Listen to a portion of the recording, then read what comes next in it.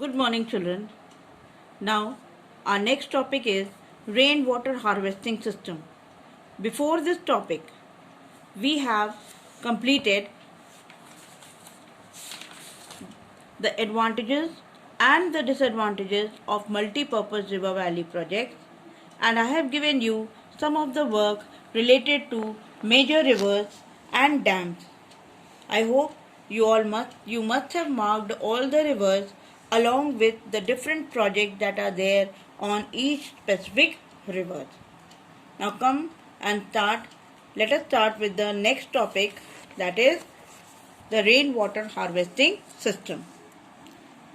The rainwater harvesting system provides us an ideal method of water conservation.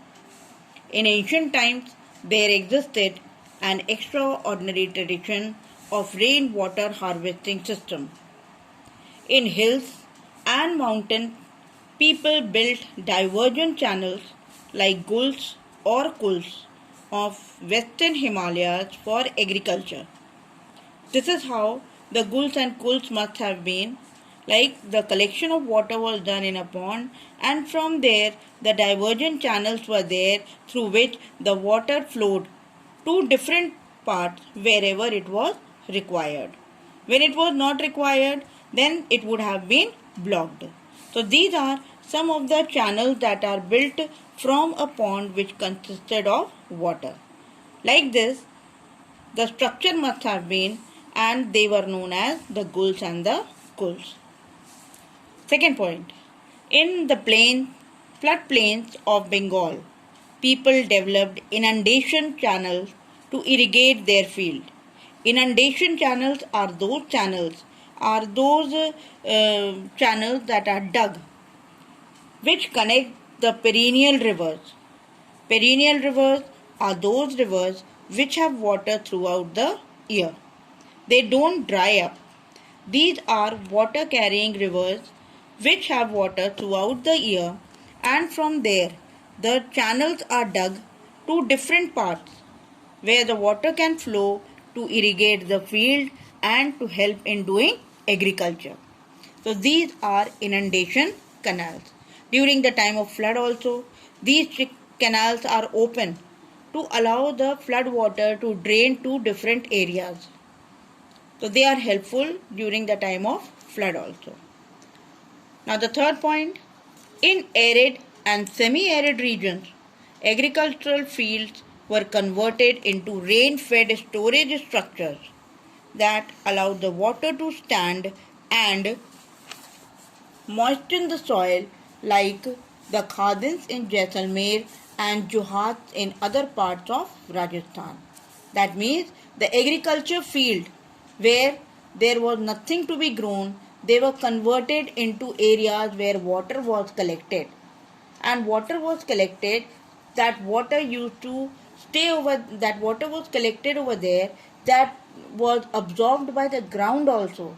Nearby land that was dried up, and that water was collected which helped them to moisten the soil.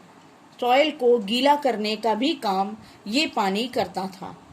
There was some of the vegetation around these areas. This was known as khadins in Jaisalmer and johats in Rajasthan. Now come to the fourth point.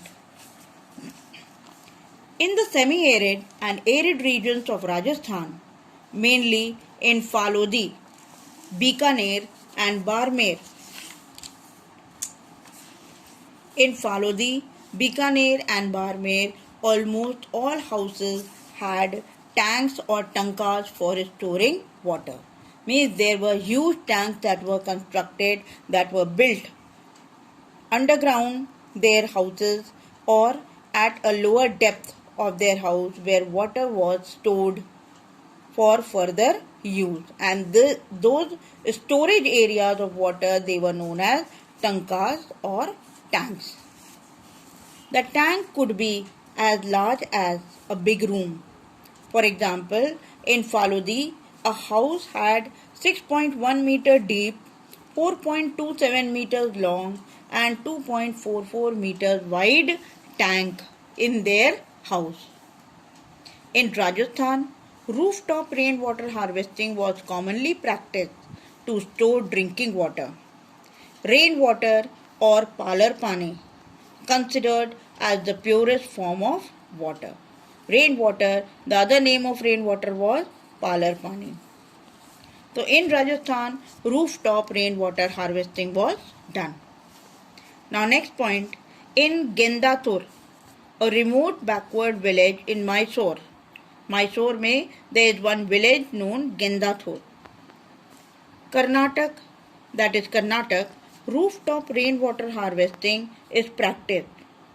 From every 20 houses, see this is one of the records, from every 20 houses, the net amount of rainwater collected annually was about 1 lakh liters.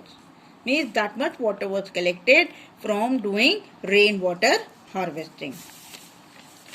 Now come to the next and the last point.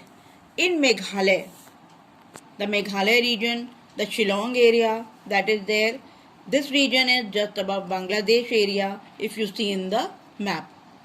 In Meghalaya, bamboo drip irrigation is practiced. Then Tamil Nadu is the first and the only state of India to make rooftop rainwater harvesting system compulsory to all the houses. So this is all what is there related to the rainwater harvesting system. And we have completed this third chapter which is there in our syllabus. Now come to some of the assignments, the questions that are related to it. What are some extraordinary traditions of rainwater harvesting system?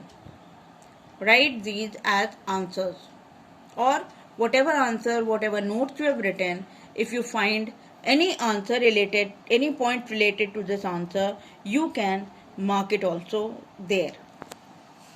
Next question. Give some important points on Gendathur village about rainwater harvesting system. Next question. What are guls or kuls? And the last question. Explain how water becomes a renewable resource. This is all for today. I hope you all are doing the assignments and the note work regularly, and you are near to complete this third chapter. Thank you, children. It will be very much helpful for you if you are continuously doing your studies, so that when school reopens and when again the explanation is done, you are easily able to understand and produce your work. Thank you and have a nice day.